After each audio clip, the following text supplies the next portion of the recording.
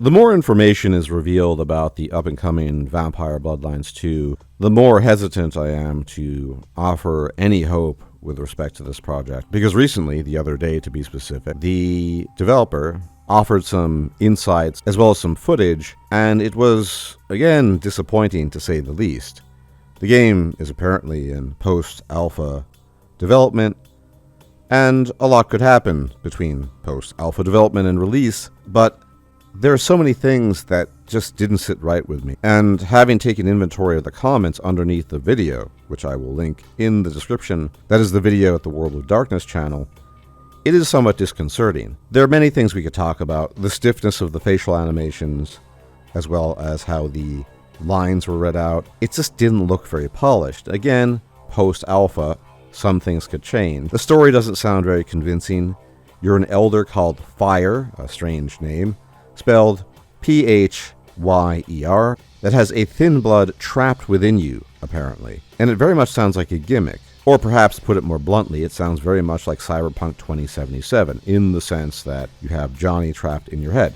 Now, I liked Cyberpunk 2077. I think ultimately it turned out to be a very good game, but it must be a very strange coincidence in a game about vampires. Fair enough, it still could be good. But the one thing that really stuck with me after the discussion, after having looked at the footage, which you can see here, obviously, is that if I were trying to present something about a new game to entice the audience, and remember, who is the audience for this game? The audience is composed primarily of die-hard fans who have played Vampire Bloodlines from 2004 multiple times and liked it a lot. Indeed, in the 90s, I had played Vampire the Masquerade tabletop. And so comparing what we see now to what existed back then, I hate to say it, but it simply doesn't seem to cut the mustard. It seems to fall short. I'm not saying this game is going to be terrible, but why are they showing us things that look very rough around the edges, that don't look particularly promising? You are stuck with a fixed protagonist with a voice, fair enough. You have a limited number of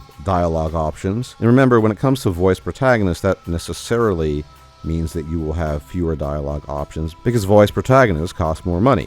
And in doing so, you will have fewer dialogue options. That's just normal. On top of that, you have a limited number of clans. They have not announced which those clans would be, but they're going to be 4 at launch.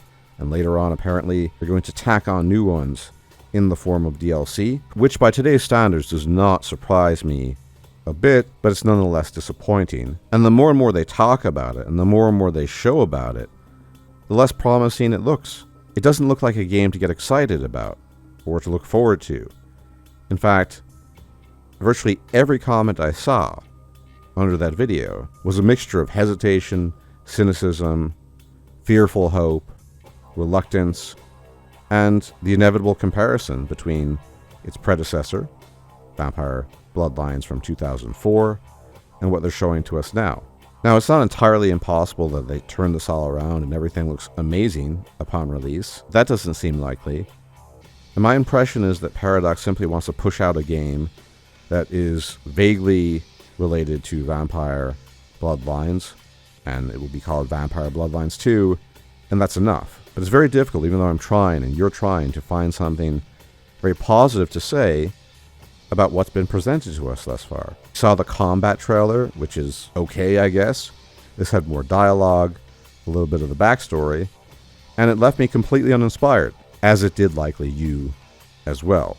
Although I don't want to impute anything to you. Maybe you think this looks like the best game ever. It's possible. Maybe I'm missing something. But like so many games going forward that had so much potential to build upon a legacy, as is the case with Vampire Bloodlines, likely going to fall short of its potential glory and end up being relegated to the dustbin of the many uninteresting and mediocre games out there. This is not a prophecy yet, but I think it's very likely by the looks of what's being shown to us. But ultimately, this is on the Chinese room, the developer, to prove us all wrong, to make us seem like fools and false prophets.